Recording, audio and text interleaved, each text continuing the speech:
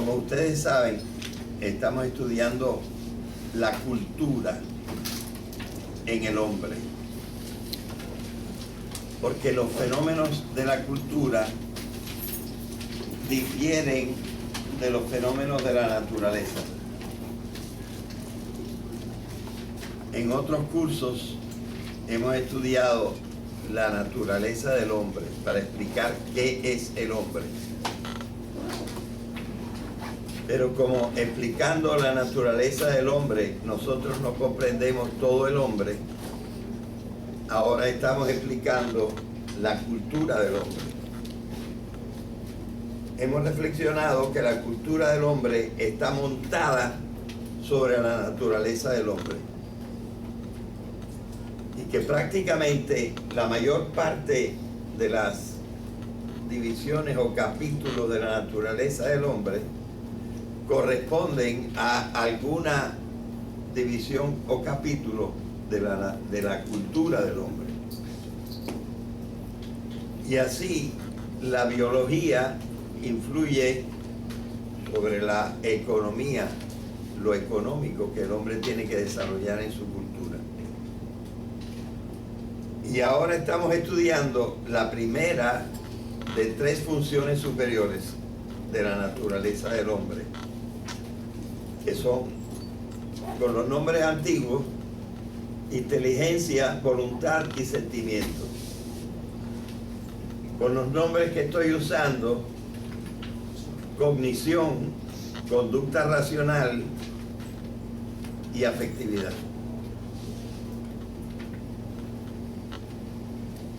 Pero estas 3 funciones superiores tienen productos.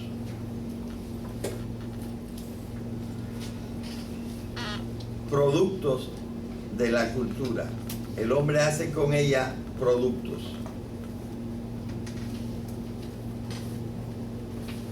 Para el estudio nosotros hemos convenido que los productos de la cognición son 4. Los hemos llamado saberes populares, en donde, por cierto, deberíamos meter el arte porque yo no lo he señalado y es parte de la cognición también. Sabiduría,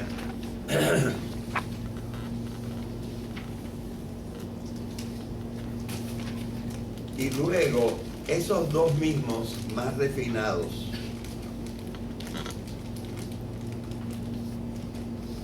Más refinados se llaman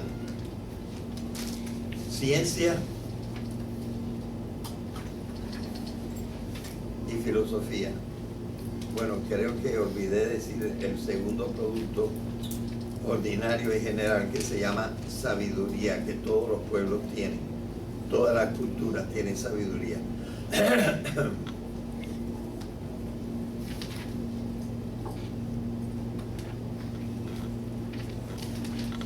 Pero esta es una clase no de todas las culturas,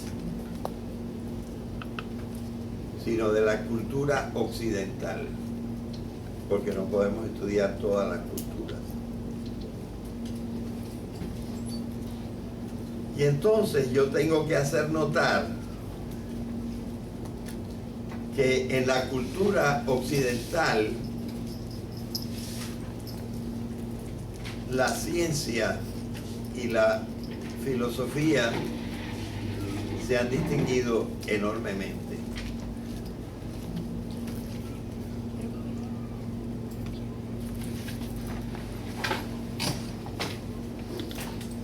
O sea, los saberes populares han sido en gran parte sustituidos por una ciencia muy rigurosa y mucho más a través de los siglos en nuestra cultura que en otras culturas. Y también resulta, me parece ser una realidad, que en buena medida la participación de otros pueblos no occidentales a la ciencia se ha debido a que estos otros pueblos han tomado en buena parte la ciencia de ellos de nuestra ciencia occidental.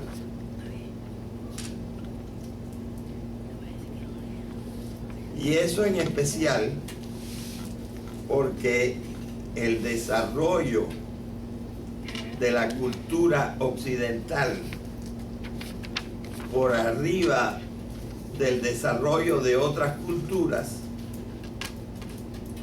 vino cuando empezó la ciencia dura.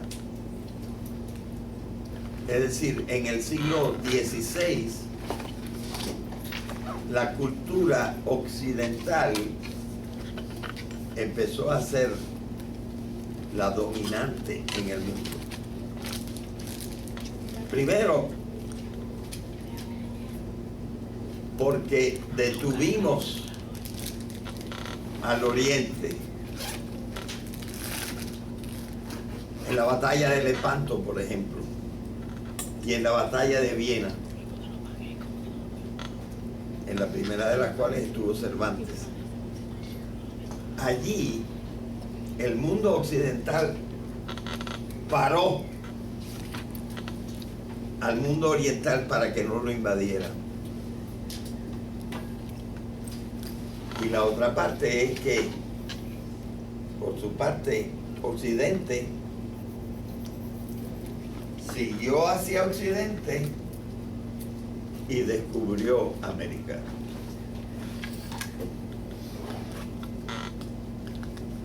Y mientras tanto, apareció la ciencia dura. Entonces, estos acontecimientos un poco azarosos en la historia dieron como resultado una preponderancia de la cultura occidental.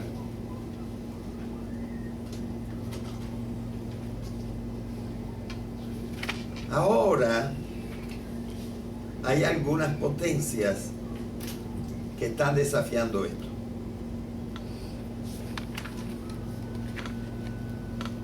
Un poco por la misma culpa de la cultura occidental que ha abusado como se debe. Digo, abusado extraordinariamente.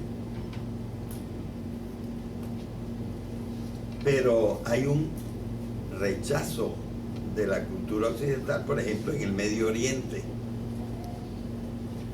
Y a pesar de que están trabajando con las armas nuestras en China, la tecnología y la ciencia, también es un poco en contra de nosotros.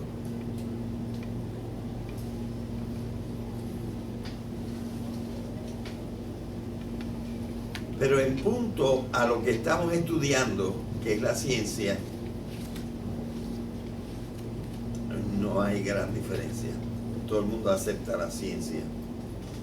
Irán está desarrollando la bomba, no la bomba, pero la fisión atómica. La India está adelantadísima en ciencia. China ha absorbido toda la ciencia nuestra.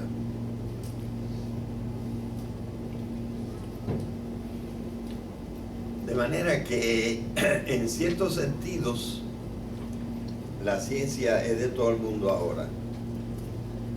Y todo el mundo la acepta.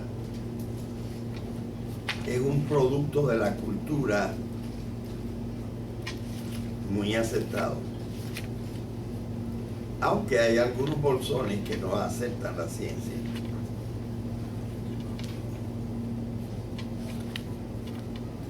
Entonces nosotros estamos estudiando ese producto de la cultura que se ha vuelto bastante universal, la ciencia. Pero que tiene también un periodo, precisamente en el siglo XVI y XVII, donde era más nuestra.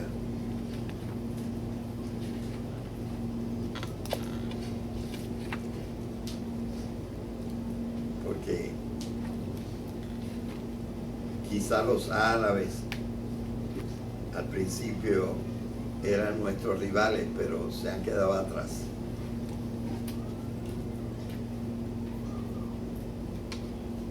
En cuanto a la filosofía, que no voy a desarrollar hoy, el estudio de la parte cultural filosófica, ya yo me he expresado qué creo de la filosofía. Yo diría que aquí mi opinión no es completamente mayoritaria. Y a los que pensamos así, a veces nos confunden con personas que rendimos pleitesía a Occidente más de lo que merece.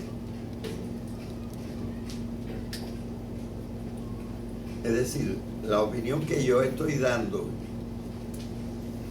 no todo profesor le gustaría darla en clase. Yo la doy porque me parece bastante exacta. Y naturalmente he leído gente que tiene la misma opinión que yo, pero es minoritaria. Mi opinión sobre la filosofía es que es un desarrollo especial en Occidente de otra cosa que existe en todas las culturas. Quizá alguno de ustedes me pudiera decir que esa otra cosa que existe en todas las culturas, que es superior a la filosofía y de la cual participamos todos los hombres. Sabiduría. Muy bien. En la forma de sabiduría, desde muy antiguo, muchos pueblos, quizás en ocasiones antes que nosotros, desarrollaron la sabiduría.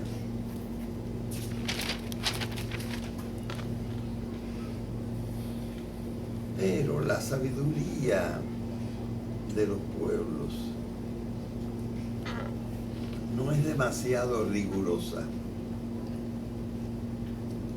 ni falta que hace. Hay mucha gente que es sabia sin tener un rigor intelectual fuerte.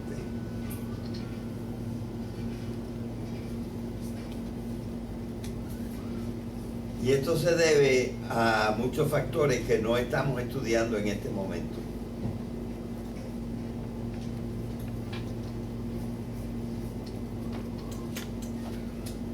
Entonces, yo concibo la filosofía como la forma particular que ha tomado la sabiduría en Occidente.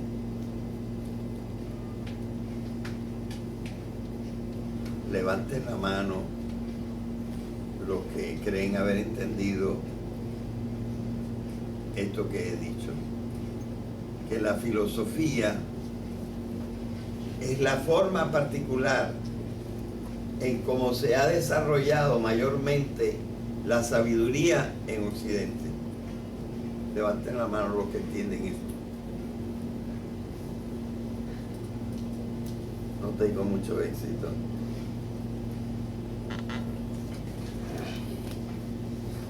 Hemos dicho que tenemos saberes populares, que tenemos sabiduría, que tenemos ciencia y que tenemos filosofía. Pero esto que parecen cuatro, también yo he dicho, ¿verdad?, que en cierta manera la ciencia es un desarrollo de los saberes populares, poniéndole más rigor.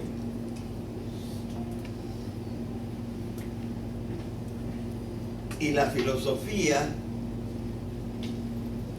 es un desarrollo de la sabiduría, también poniéndole un poquito de más rigor.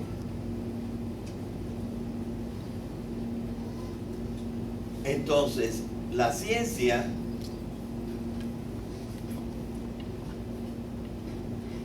por razones históricas y por el tiempo en que dio un paso adelante fuertísimo, siglo XVI y XVII, en donde predominaba la cultura occidental, la ciencia se desarrolló más en Occidente que en otras partes. Y la filosofía sufre un cambio mayor, porque abandona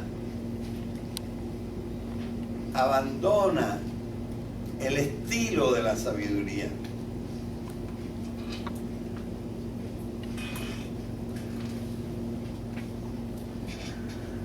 Cualquiera que le eche un vistazo a las analectas de Confucio, que yo creo que es un gran ejemplo de sabiduría. Ustedes pueden ir y leerse, probablemente hasta en español, algún pedacito. Vienen parrafitos y se leen 3 o 4 parrafitos y se darán cuenta cómo es la filosofía oriental.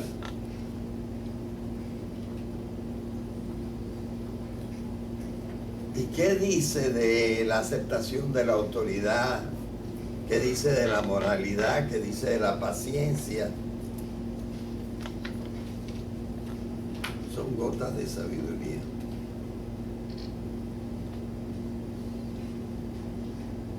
Y es perfectamente aceptable. Y tiene un gran componente moral, ético. Es decir, tendiente al bien.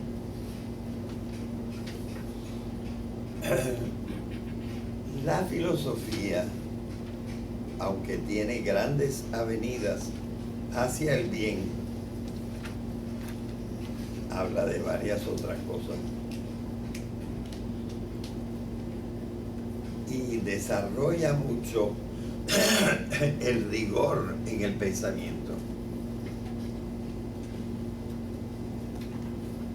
aunque yo diría que no con demasiado éxito.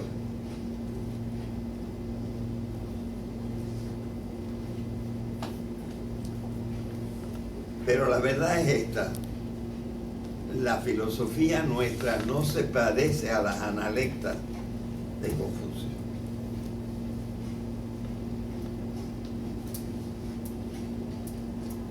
Es más amplia y más rigurosa y más intelectual.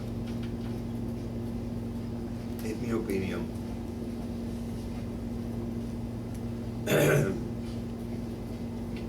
Esto no se dice mucho porque existe realmente una tendencia al orgullo por parte de la cultura occidental, creyéndose la mejor del mundo. Y por esa razón, pues los maestros no quieren decir que la filosofía tiene unas formas especiales que la distinguen de la sabiduría. Y aunque la sabiduría es más importante, la filosofía mira más lejos. Pero nosotros no vamos a estudiar eso en el día de hoy. pero quiero dejarlo consignado porque estamos estudiando los productos culturales de esa función mental de nuestra naturaleza que se llama lo cognoscitivo. 4 productos, 2 de ellos el desarrollo de los otros 2, pero sin que los opaquen. Todavía existen unos saberes populares, todavía existe una sabiduría hasta en Occidente,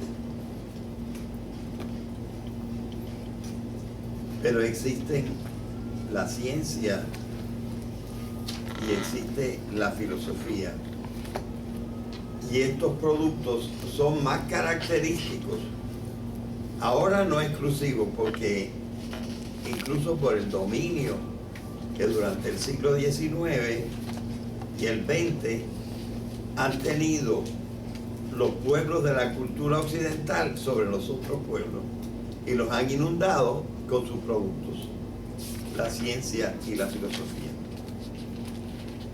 sobre todo con la ciencia. Todo esto es introductorio para lo que yo quería hoy. Hoy quiero hablar más especialmente de la ciencia. Ya le hemos dedicado, creo que 1 o 2 clases más anteriormente. Y hoy, en vez de hacer el elogio de la ciencia,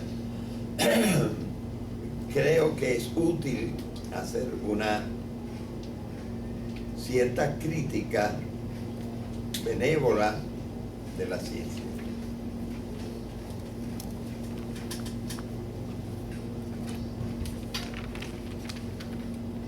Estamos en la premisa de que históricamente la ciencia en Occidente empieza a desarrollarse en una forma extraordinaria en los siglos XVI y XVII.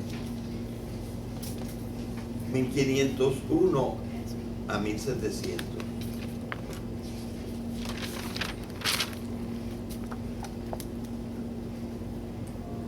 Como les dije en ese momento, Occidente había detenido el progreso geográfico de Oriente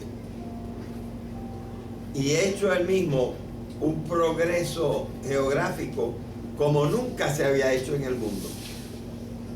Descubrir la mitad del mundo.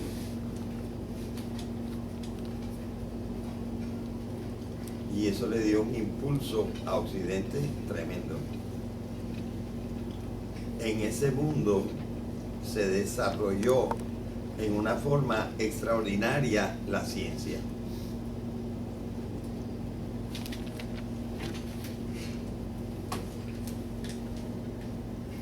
La ciencia, sin quererlo, porque no era su primer propósito,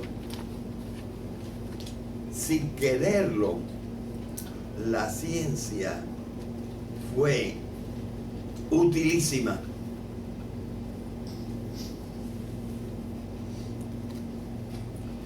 La utilidad o la finalidad de utilidad era algo que siempre era sospechoso en el mundo del pasado. Algunas escuelas filosóficas de Occidente decían: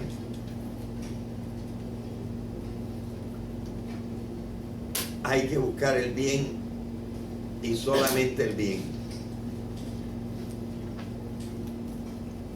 Otras escuelas un poquito más flexibles decían: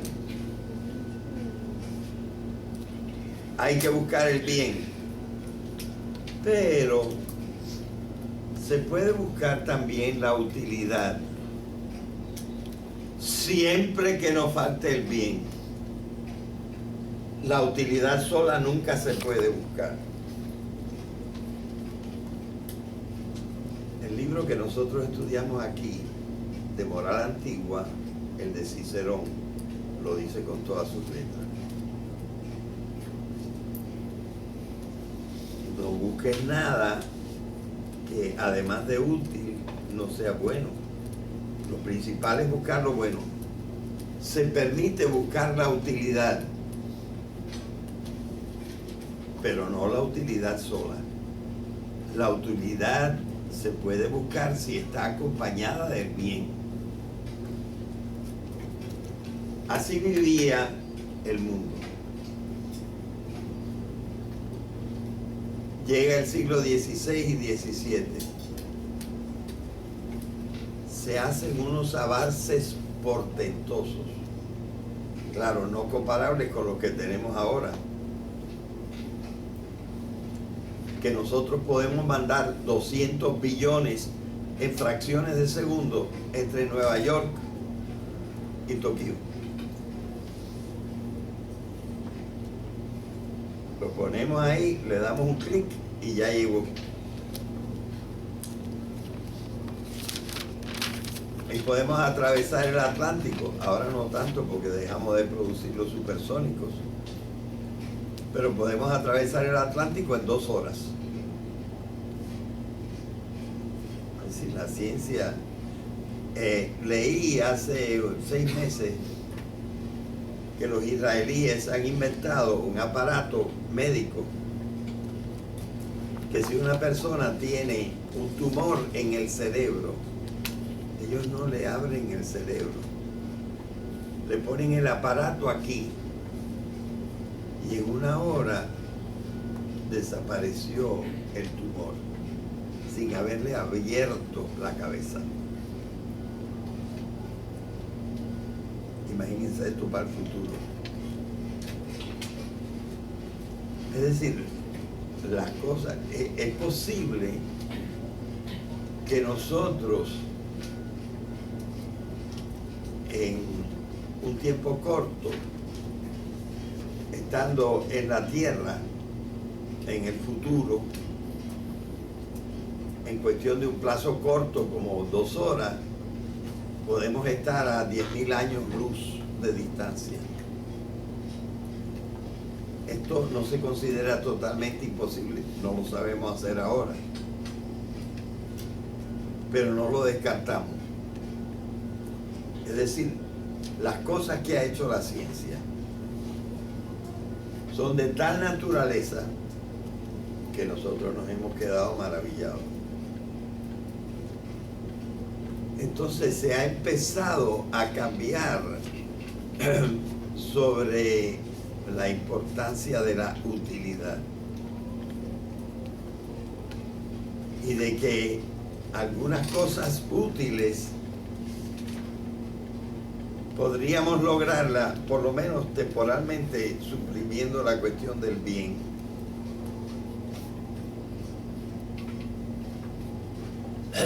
Claro, esto no lo admite la mayor parte de los occidentales tampoco. Pero nuestra cultura es así. Si la cosa es útil, se hace, aunque no sea buena.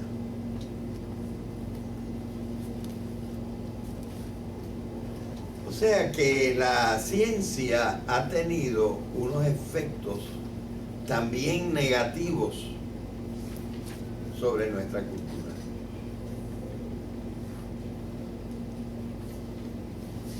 No solamente negativos, también lo tiene positivo. Por ejemplo, digo, es positivo en un sentido, pero destructivo en otro. La ciencia ha constreñido a la religión a abandonar alguno de sus principios. Y nosotros despreciamos a los religiosos que no hacen estas concesiones. Los llamamos y son fundamentalistas. Y simplemente son tercos en la no aceptación de algunos principios científicos.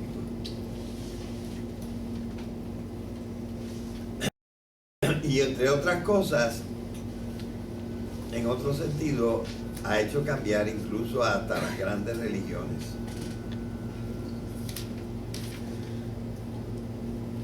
Por ejemplo, ha hecho cambiar nuestra concepción del milagro.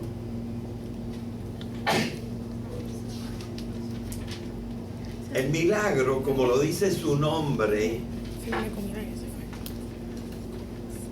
es lo maravilloso. Miren, la palabra milagro. La palabra milagro en español cambió sus dos sílabas. Estas sílabas estaban así. Y la primera vez que aparece la palabra milagro en español, aparece en esta forma. La L está para acá y la L está para allá.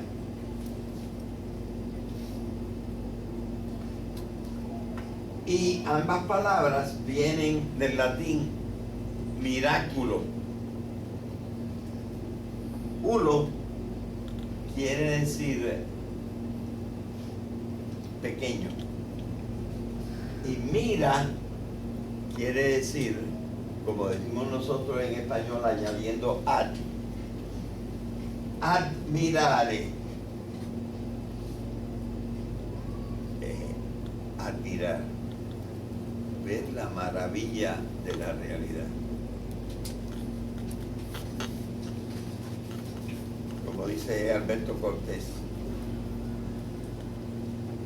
qué maravilla, fulano, qué maravilla, has tenido un hijo. Mira el nene, tiene espíritu. Mira qué regalo.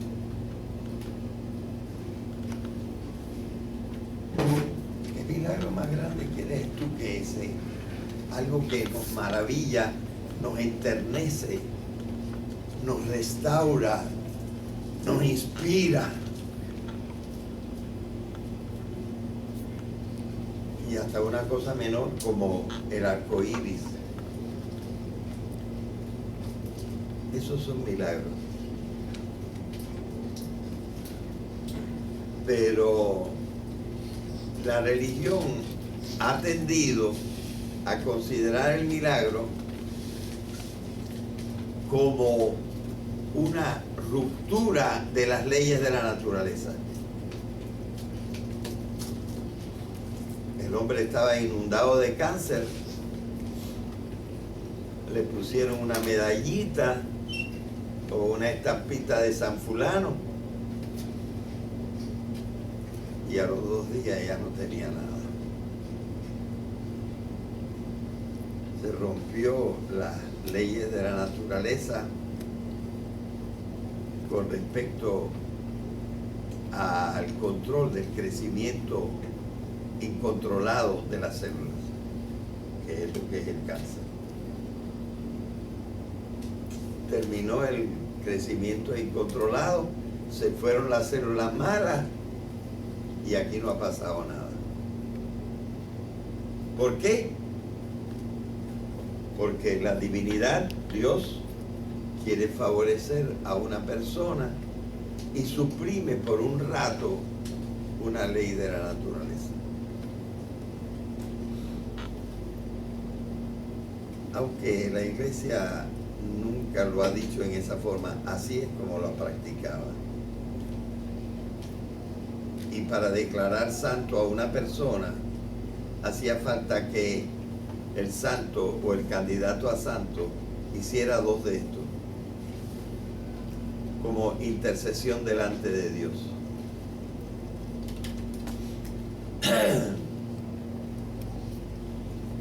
Es decir, incluso tenían una concepción limitada de Dios, porque Dios no había sido lo suficientemente inteligente para que todo lo que Él se proponía sucediera como Él quería, sin necesidad de romper la ley que Él mismo inventó.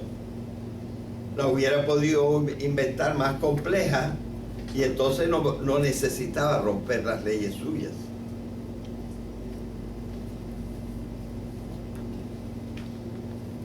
De manera que nosotros vemos que el estudio riguroso de cómo es la naturaleza, cosa que lleva a cabo la ciencia, ha influido sobre la religión, que ha cambiado un poco, todavía algo ambiguamente, pero ha cambiado un poco su idea sobre el milagro, y en ninguna parte se dice ahora que el milagro es la ruptura de una ley de la naturaleza, que eso ya no se dice. Es decir, la religión ha tenido que cambiar en muchas cosas. La religión ha tenido que decir, bueno, mira a ver cómo tú explicas el relato del diluvio, porque diluvio no hubo. No hay suficientemente agua para que el agua cubra las más altas montañas 7,5 metros más arriba, como dice la escritura, dice 15 cúbitos más arriba de las más altas montañas. ¿De dónde sale el agua esa?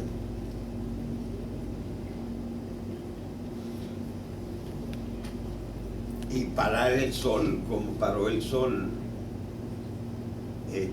Josué delante de las murallas de Jericó. Sol detente, y ahí se detuvo para que él pudiera matar a los enemigos.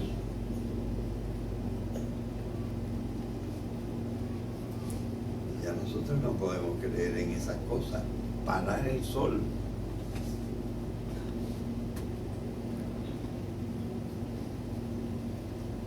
Y para matar. Bueno, está un poco fuerte, ¿no? Bien, la ciencia ha moderado y hecho comprender mejor las metáforas y otros factores que inciden sobre cómo se escribió la escritura. Y ese es un beneficio que nos ha hecho la ciencia también.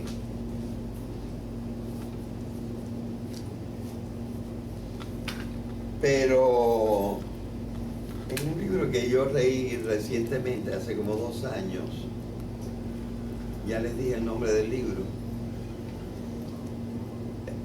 El libro es por Maurice Berman, un físico,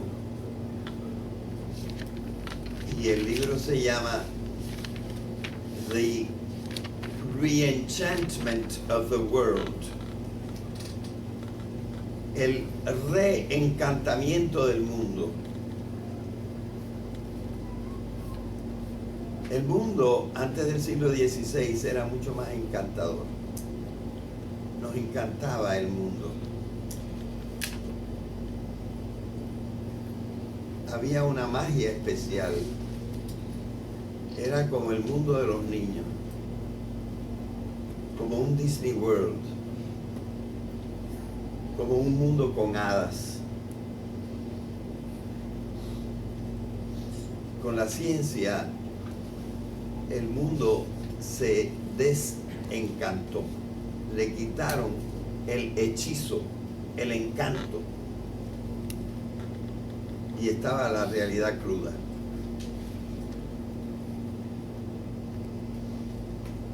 Y esto ha hecho cambiar enormemente a la humanidad y aumentar la desesperación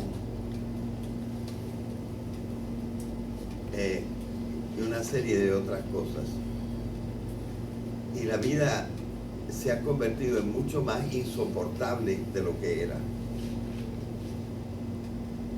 Ahora, ciertas cosas en la psicología nos han ayudado, y la ciencia también ha reconstruido un poco esas cosas para mejorar nuestro equilibrio emocional, etc. Pero el mundo sigue desencantado. Ahora, este señor cree que es posible cambiarlo. Pero para ello hay que criticar la ciencia. Y hay que volver a sostener principios que teníamos antes del desarrollo completo de la ciencia, que nosotros inadvertidamente hemos soltado. Es decir, como se dice en una expresión que yo no sé si ustedes conocen, hemos tirado el niño con el agua de la palangana. No botamos solamente el agua sucia en que hemos lavado al niño, sino se nos olvida quitar el niño antes de tirar el agua por la ventana.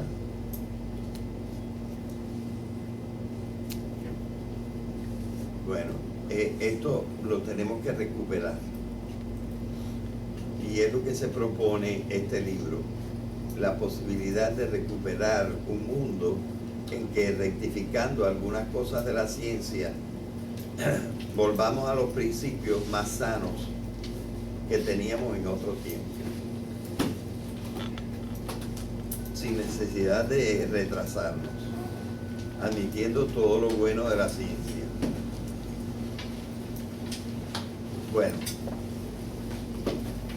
el problema de la ciencia, según Maurice Berman, es que cambió el propósito de la vida, poniendo como ley suprema la utilidad, porque la ciencia ha sido tremendamente útil para el hombre.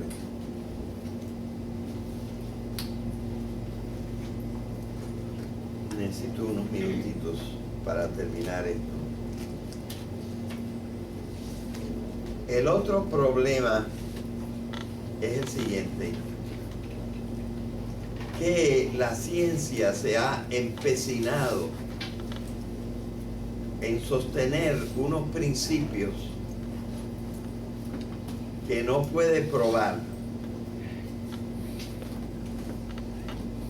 pero que no admite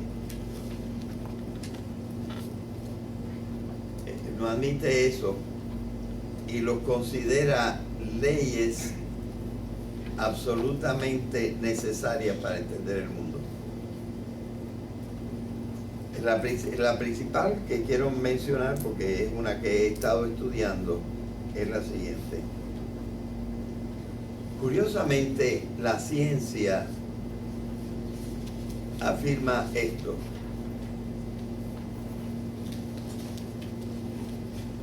el mundo no tiene finalidad. Simplemente sucedió, pero no sucedió para algo. Simplemente sucedió. Y entonces, en la vida no estamos obligados a buscar algo. ¿Obligados? No. Las cosas sucedieron y ahí estamos y podemos hacer lo que nos dé la gana, porque el mundo no necesita que lo orienten hacia algo, incluyendo la paz. El mundo no necesita eso. Si nos es útil, lo haremos. Si no nos es útil, no lo haremos. Porque el mundo, en realidad, un sentido propio no lo tiene.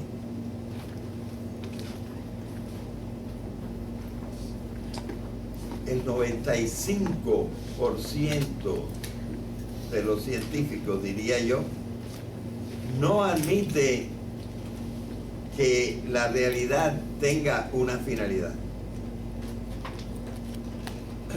Esta es la formulación más dura. Otros son un poquito más blandos y dicen así: yo no necesito para nada la finalidad para explicar el mundo.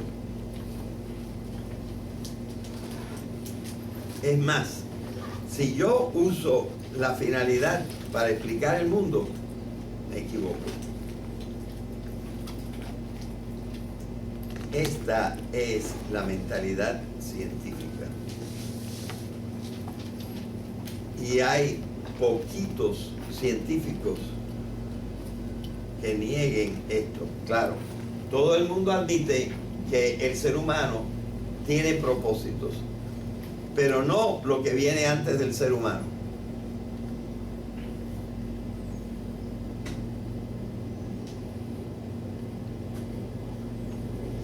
Que la energía se degrade siempre,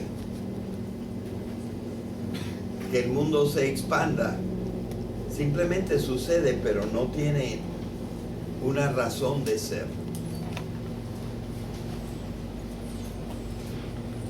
Este es algo que no se puede probar. Hay científicos que lo han dicho a sí mismos. Hay un empecinamiento de los científicos en decir que no existe la finalidad o que no la necesitamos para probar nada. Y este es un problema crítico de la ciencia. Lo vamos a tener que dejar ahí hoy.